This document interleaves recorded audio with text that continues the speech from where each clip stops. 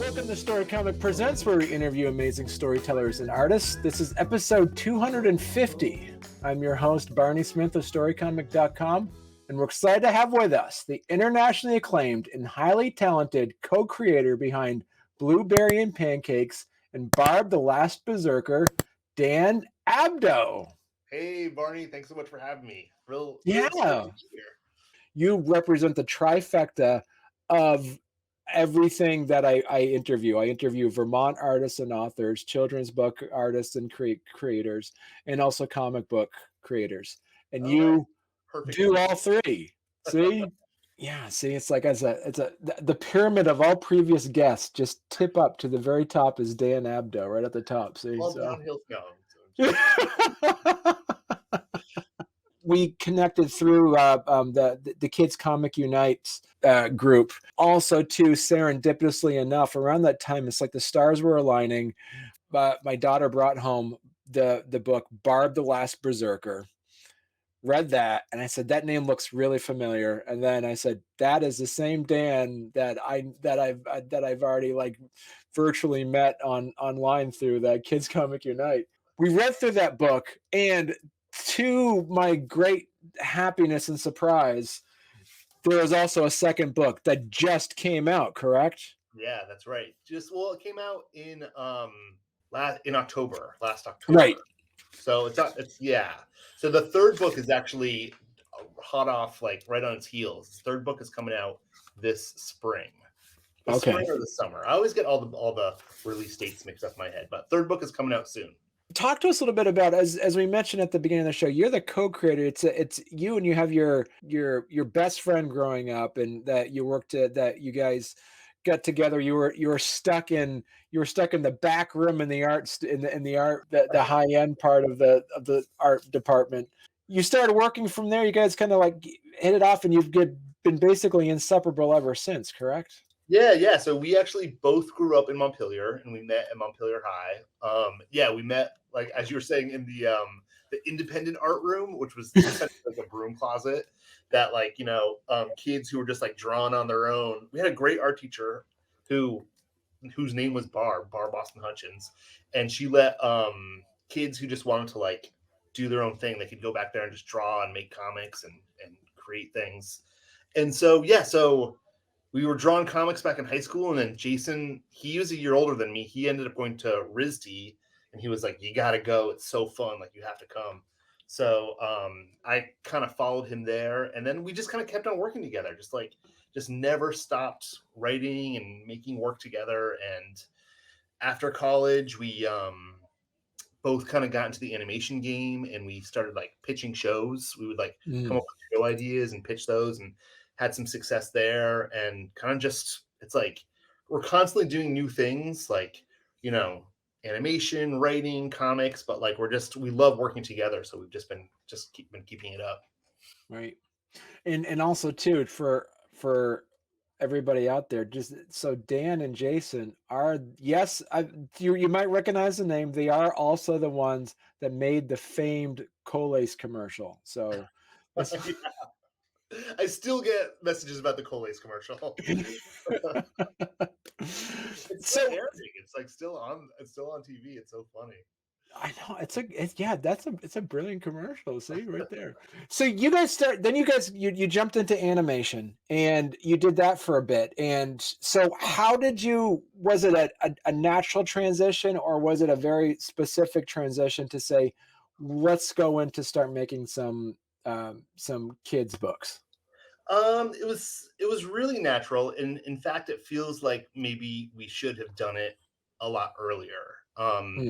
It's like our whole thing has always been kind of like coming up with ideas for stories, and so for a really long time, we were like, these stories need to be animated shows. Like, we created a show called Rocket Monkeys, which it aired. It was mostly in Canada. It was like a Canadian production company, Canadian animation company that made it, and then Teletoons, which is a Canadian network, financed most of it. But it did play on Nicktoons and really played all over the world on different networks. But so that, like, we had some experience in television there, and then we kind of like sold some other, like, did some pilots and did stuff like that. And the whole time we were doing that, we were animating and directing animation for commercials, like for that Coolidge job and like other, Right. other commercial work. Part of creating work, like creating stories for animation, is creating pitch books. It's like you're like coming up with characters and story ideas and all this stuff. And like we just pour like our souls into these pitch books. It's like we would just try to make these amazing, amazing things. And so finally and then if the show doesn't go, or if like the pilot doesn't go, no one sees it, right? It's just Right. like this thing that just sits on your shelf. So we were like, we were coming up with this new story idea, and we were like, let's make a comic, and like that will be the pitch book. And it's like something just so we can like, I'm a big fan of the MoCA Comic Arts Festival, the Museum of Comic and Cartooning Arts Yeah. in New York. Like I would go to that every year. And so we were like, we'll do it for that. We'll just like rent a table and we'll make this comic of this idea that we had already been like bouncing around. And so it had a great response. It's like we like sold it was just a black and white. We actually had it printed up at Minuteman Press here in Montpelier. And this was like the first like incarnation of Barb. But it was really, really fun. And it was just a great experience. And, some people saw it, and eventually it made its way to Simon & Schuster. And they were like, do this, like do what you did in this black and white comic for 250 pages and in color. And it's like, we'll make a book. So that was kind of like our road to graphic novels and comics. I'm really curious also too about the world building aspect of what you created for Barb. So did you and Jason actually create the entire meta plot out? Like, do you know? I mean, you don't have to give details, but do you know? Is there a certain number of books to this, and do you already have a master meta plot already marked out? So we kind of had the idea for like the first, like this arc that's happening right now, that was kind of figured out. It didn't shake out exactly how we thought it was going to. So we thought that we would wrap it up in 2 books. And so when we wrote the second book, it was like there was just so much in it that they were like, we can do this, could be 2 books. The second book can be 2 books. So like right now, the arc that we're in, which is kind of like the Witch Head arc, it's like Witch Head is the big villain that they're battling. That wraps up in the 3rd book. And we actually just started working on the 4th book. And that is a whole new, that's actually going to be a standalone story. It's like, that's going to be one self-contained story.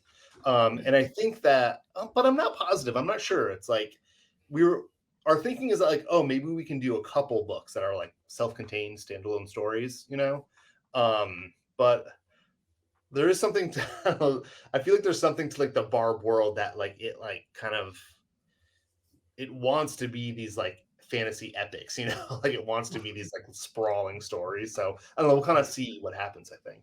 Right. Because it's interesting. I was watching, I was checking out the Kids Comic Unite conversation you had there about 8 months ago, and they did mention the issues of continuity, making sure that everything looks the same as you go through there.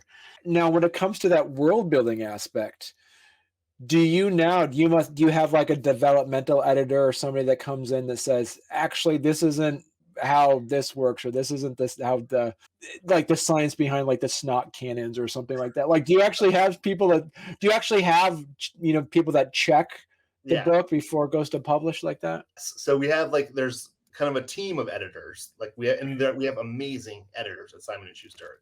Working with Kendra Levine, and then also Chloe Foglia, she's actually another RISD friend. She's a book designer, but she's kind of also been helping to edit this. And then we have Tom Daly, who lays out the book. He also kind of adds an editorial eye. There's even more people in that. It really is a team effort.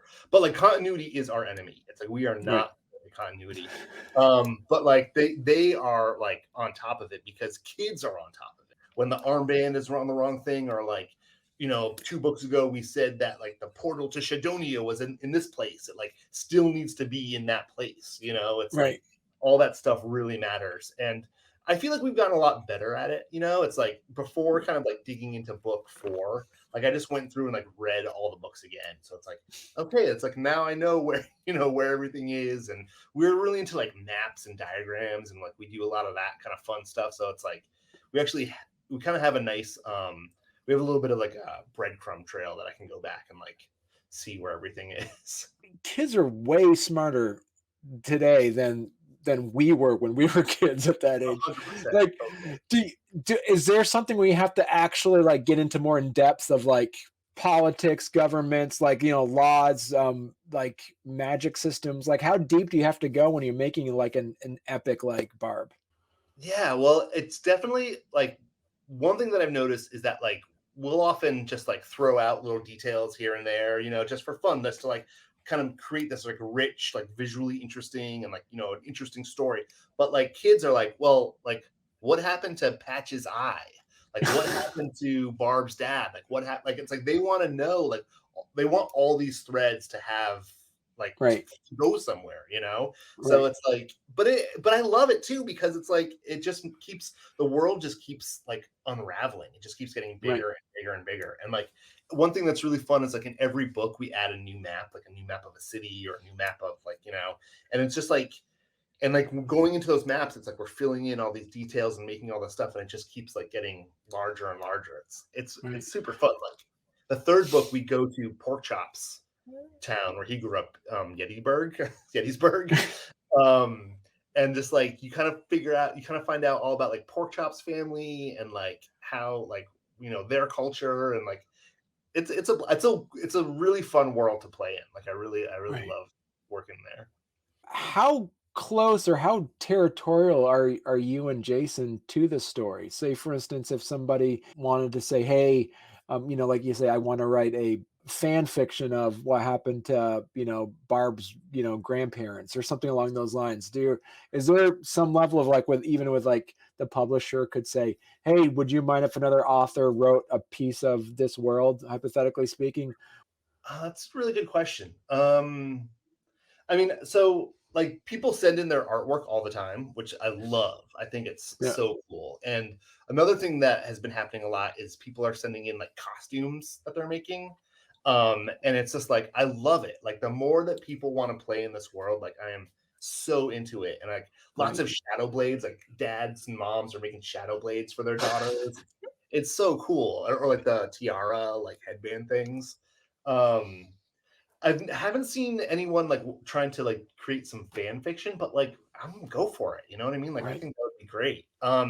In terms of someone else like actually making a book in this world, I feel like that would be tricky. right, Like I think I don't know. It's like it does feel kind of like this is like we're really close to it. Like we really right. care about it and are like it is kind of like our baby in some sense.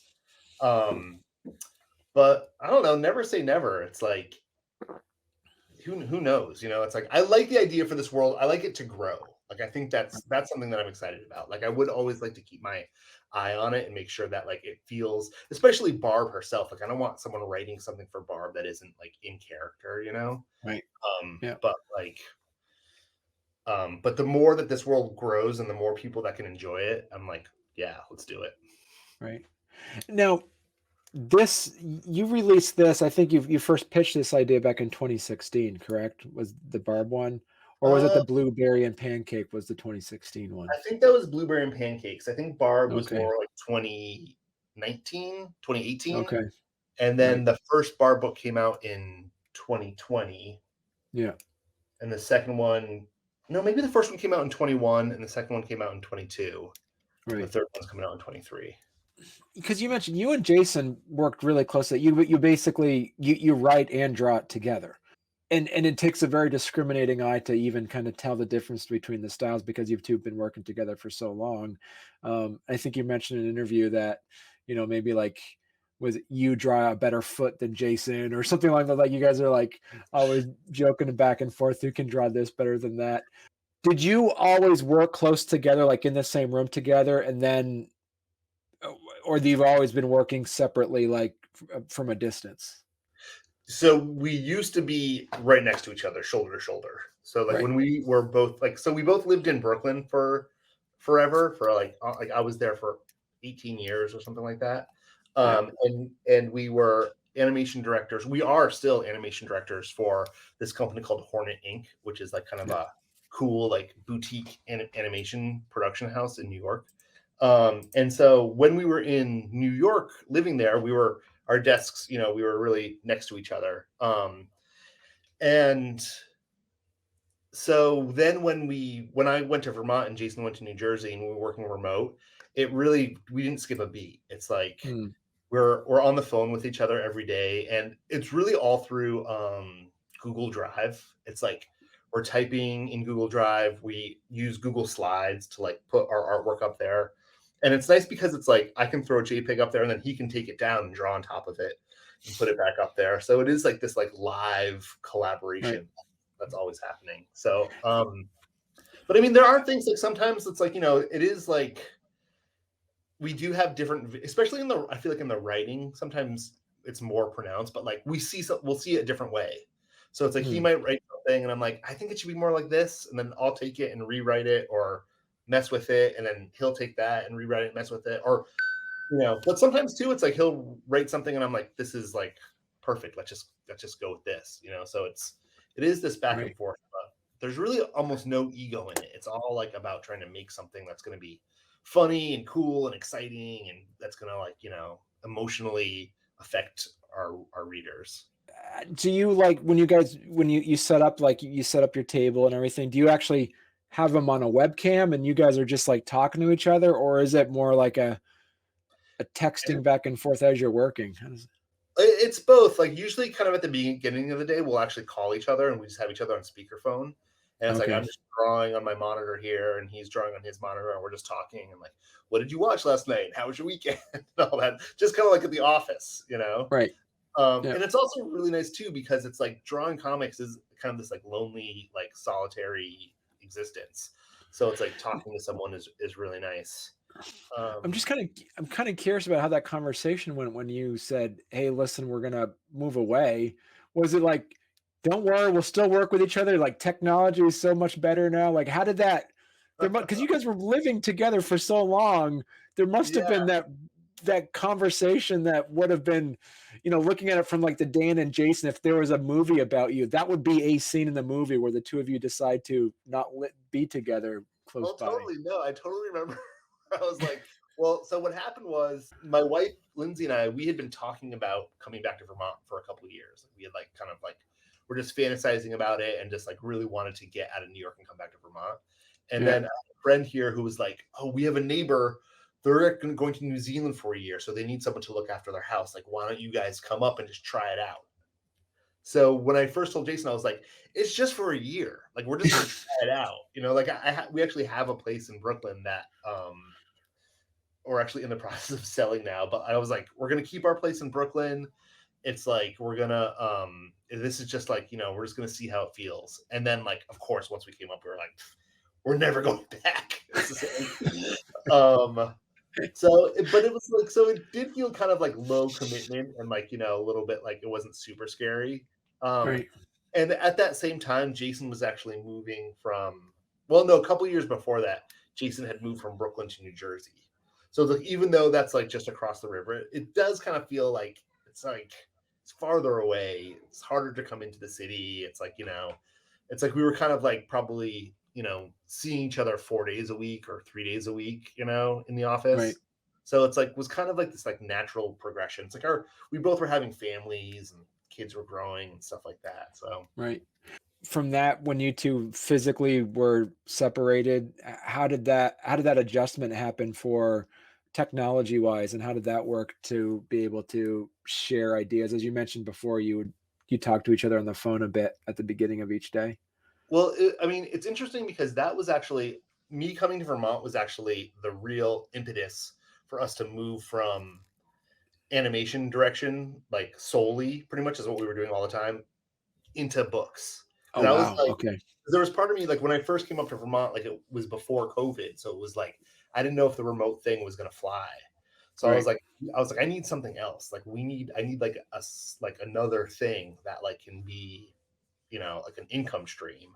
Hmm. So before I came to Vermont, I was like already talking to literary agents and stuff like that, like kind of like getting my stuff out there and getting our stuff out there. And then it all kind of happened at the same time where it was like came up to Vermont, kind of sold some ideas, started working on those. Like, there's always like kind of a little bit of a dead time between like you sell something and when you actually like have to start working on it. So in that time, we would like come up with something else, sell another idea.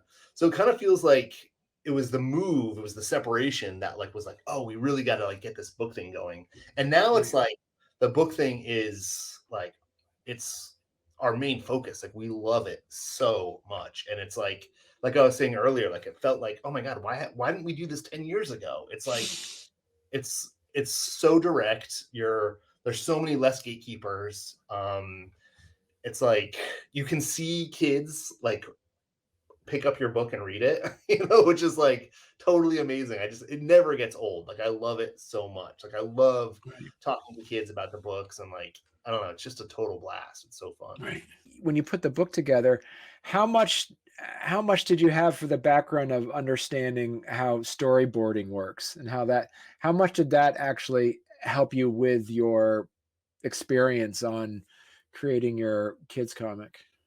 Um, I think it helps a lot, actually. I mean, I think one thing I think just like psychologically it helps because it's like we're not afraid of like making lots of drawings. It's like Mm, when you're storyboarding, you're just like whipping out drawings super fast and like, oh, that's no good, that's not right, like that's the wrong angle. Like, no problem, just do another one. So it's like when we're thumbing our stories, it really is kind of like in some ways like another draft of the writing. It's like, and then this happens, and it's just these really rough, loose thumbs like you would see someone would do for like if they're storyboarding you know a show or a film or something. right. When you and Jason decided, let's make, Barb the Last Berserker, there's a similar style to Blueberry and Pancakes, but I mean, it looks different than say like your Bear and Bird film. Like, how did you have to make a very distinct decision on what the style is going to look like for Barb the Last Berserker? No, I would say Barb the Last Berserker is like our house style. Like that's like Okay. how Jen and Jason draw. I think the Blueberry and Pancakes, it's funny, like I feel like Blueberry and Pancakes, you can actually see quite a bit of evolution from like the first book to the fifth book that just came out in January. Because it's like when the first one came out, I was kind of like, and I think this kind of spills over from the animation, from the advertising world a little bit, because I was kind of like, oh, this is going to be a kid's book. It's got to look like a kid's book. So I Right. was like, we'll do less line work and it'll be big graphic shapes and stuff like that. But then, like, as we just kept on making more and more stories and more books, it just kind of, I think, evolved into something that is more just like, this is how Dan and Jason draw. Mm, Because, like, that's one thing in the advertising world, at least kind of the way that, like, our career went. It was like companies and agencies would like come to Hornet and they're like, okay, we're looking for something in this style. Like, do you have a director that can like do this style? mm. And so like we were constantly working in different styles. So it's like it's kind of easy for us to be like, oh no, we can switch it up a little bit and like we can make it more like this and more like that. Looking at of your other work, I am kicking myself, very confused on why Randy and Fox is not an animated show.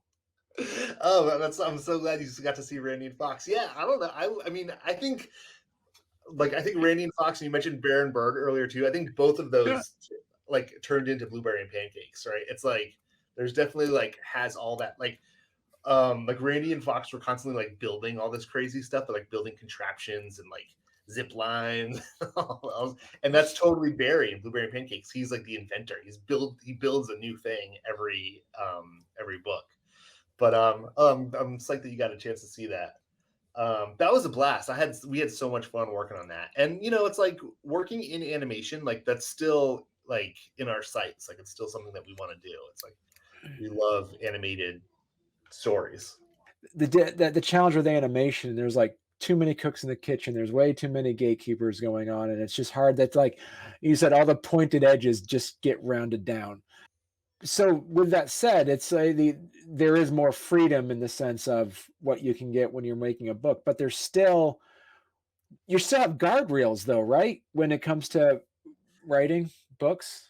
Absolutely. I mean, we definitely do. I mean, and we work so far have worked almost exclusively like in the kids realm. Right. Like Blueberry and Pancakes is really for like emerging readers. It's for kids who like maybe have never read a comic book before. It's like their first graphic novel. And then Right. Barb's a little bit older, like like third to like sixth grade is kind of like we like to say. It's like that's kind of the sweet spot. But to be totally honest, I mean, it's like we don't really let that. That kind of comes at the end, I guess. It's like when we're coming up with a story and we're like figuring it out. It's like we kind of just make the thing that we want to make, and then we're like, this might be too weird, or this might be too like complicated, like But like when we're just like writing stuff and like laying out pages and drawing stuff, it's really for me and Jason. It's really for like something that we want to watch or read. Right. Was there anything that you do work with your agent on? Was there anything in the book that like, no, this is really important. This is a really important part of it. Is there any like that banter back and forth that you would have with the publishers on some things? Yeah, there always is. And it's interesting that you mentioned our agent because she's a really important part of that. Like Right. her name is Erica Silverman and she works for Stimolo Literary Agency. And it's like she's not just like making deals, like she's like reading our work and she's like, I think this might work better, or this might or she knows also too, like she'll be like, oh, the market needs this. Like this is something that you should focus on. Like there's an empty space in the market for this, which like that does like kind of inform like what the next thing we're gonna make, Right. But yeah, no, there's lots of that stuff. Like and and it's funny too because it's so intimate, right? It's like we're just working with a couple editors and one agent. It's like it doesn't feel I feel like personally like I get less defensive. You know what I mean? It's like when someone like because sometimes it's like you're getting notes from someone that you've never met before, like in television, and there's part of me that's like, I'm making this. Like, why are you telling me what I'm making? Like, I know, like I'm the one who's making it. I know what it should be like.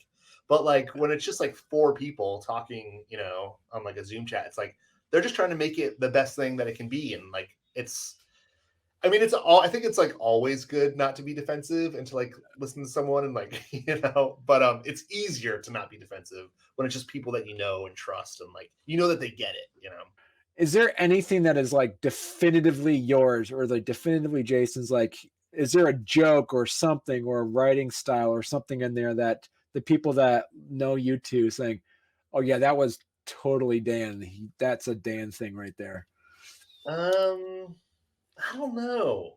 That's a really good question. I mean, I got to be honest. Like, I am a huge fan of Jason Patterson. Like, I think that the way he draws is so awesome, and like he is definitely like one of the funniest. He's got like this amazing comedic mind. It's like we are just joking and cracking each other up all the time. So it's like I really trust him. You know what I mean? It's like when he comes up with a joke and like we're laughing about it, it's like let's put it in. It's funny. And it's like he also, I don't know, it's like I think Jason brings a lot of heart to it. I think that's really true. I think sometimes like I'm a little bit more of the like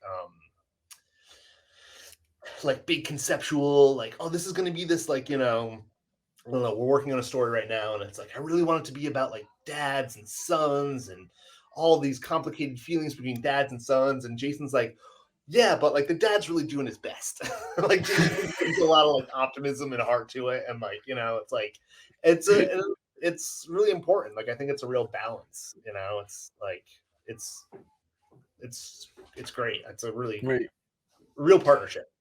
How does this work? So Barb the Berserker, is that IP like owned by you and Jason, or is there something with Simon and Schuster where they have, rights to that as well? Yeah, so that's like another that was like another new thing for us, like moving from television into publishing. So Simon and Schuster owns the book rights for as long as it's in print. Okay. So as long as and it's the same thing with Blueberry and Pancakes. As long as they're printing books, they own the publishing rights.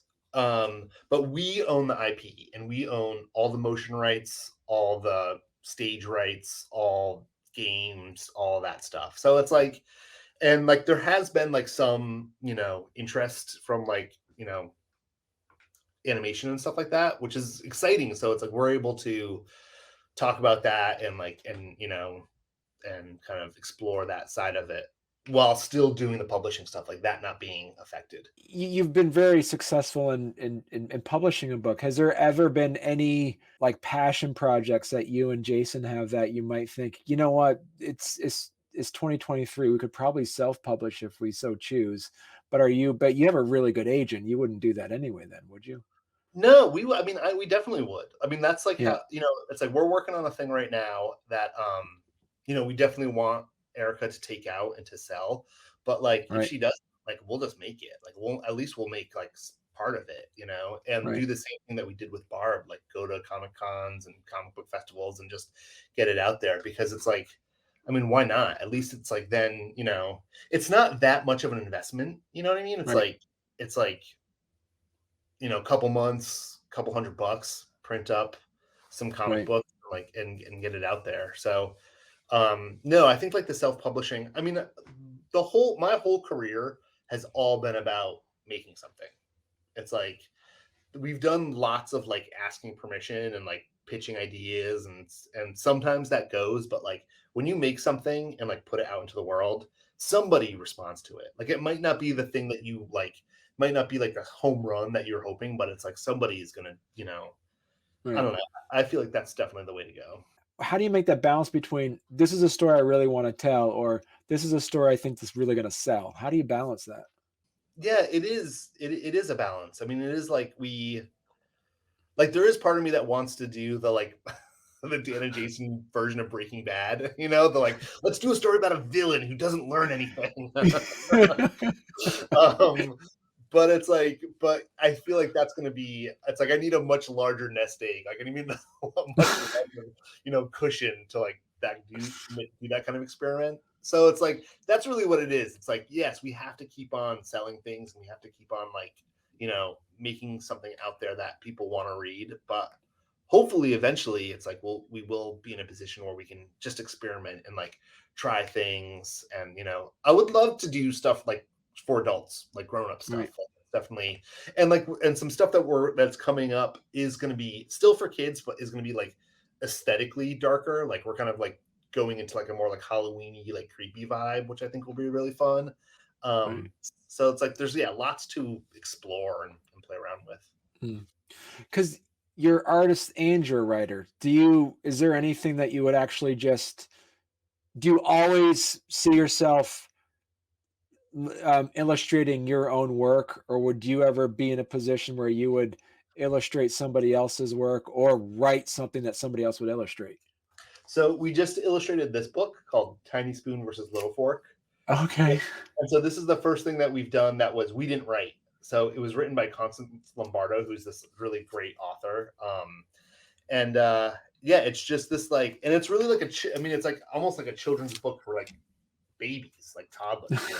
And it's just about this fork and the spoon who like are like kind of competing for who gets to feed the baby. But it was so fun. Like, it was like, it's full of like comedy and like physical comedy, and it's like really silly, and like, so like, we love just like pure illustration. And there's something kind of freeing too about like doing somebody else's story. It's Right. like, you're not like all caught up in it emotionally. You're just trying to make something that's like gonna grab the viewer, and like, just kind of plus the story as well as you can. And on the other side of that, like, we also like the idea of writing a story and then handing it off. Like, especially Mm, if we got an opportunity to work with an artist that we really love. I feel like that could also be like a really fun, satisfying experience. Like, seeing what someone else brings to your work can be really exciting. right. Yeah. Perfect. So listen, so Dan, if people want to learn more about you and Jason, what's the good place that they could go to? Yeah, so like, we're okay at social media. Like, we're not the best, but Instagram is probably the best. And it's Dan and Jason. Wait, at Dan and Jason. At sign Dan Okay. and Jason, all spelled out. And then we also have Facebook and a website, which is in desperate need of updating. Um, but it's like, yeah, but I'm so happy to be on this podcast. And like, one thing that we're trying to do is like, just be more active and more present, like, in the comics and artist community. So it's like, yeah, if anyone ever wants to reach out to us or talk to us, we do lots of school visits. We work with Cliff, the Children's Literacy Foundation. It's like, we love Mm, like getting out there and like meeting kids and authors and artists, and just like, mixing it up. right. Yeah. Perfect. Well, listen, Dan. So make sure, like, yeah, you and Jason come back on when you get your third book out. This has been great. Thank It's you been so a much. great honor talking to you. It was such a pleasure. This was totally great. We love to. Yeah, we got the sixth Blueberry and Pancakes book comes out next year. The third Barb book comes out this spring, and then we've got more stuff coming after that. So anytime, we love it.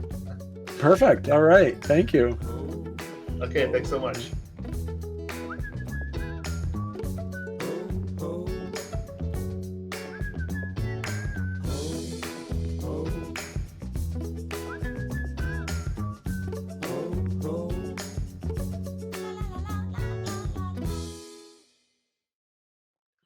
I mean, I say, like, off camera, I got my Oh, nice. Nintendo. Like, The OG too. That's yeah, exactly. That's the 8-bit, Right. I remember when that first came out in '85 and we were watching, like, this is like real life. Look at like, this is like totally. real, like, I yeah. remember my neighbor got one, and I was like, it's like he has an arcade in his house. Yeah. It's so amazing.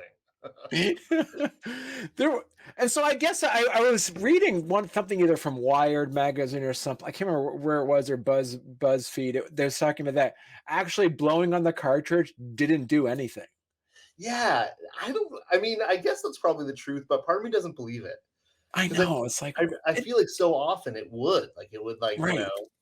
jumpstart it, but I mean, it's like the whole thing, like correlation is not causation kind of situation there, where yeah, it feels like it did, but then maybe it didn't. But it was yeah, probably just bringing it in and out, like it making a better connection, like something like that. yeah.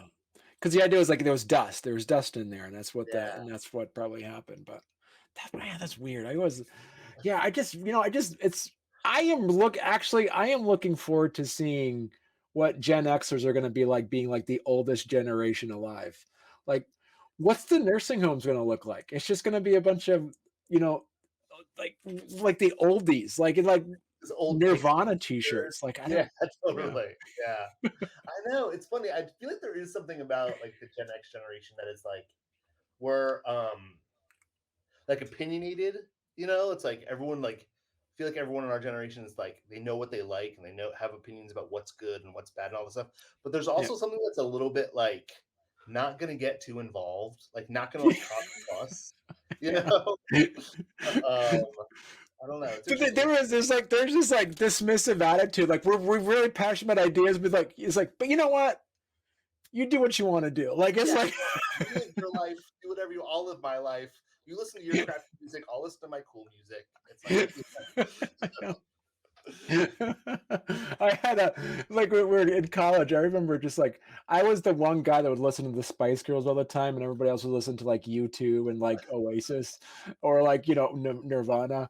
And you know what the thing is, like, we just get along. It didn't matter. You know what? We just yeah, listen to our own thing. totally.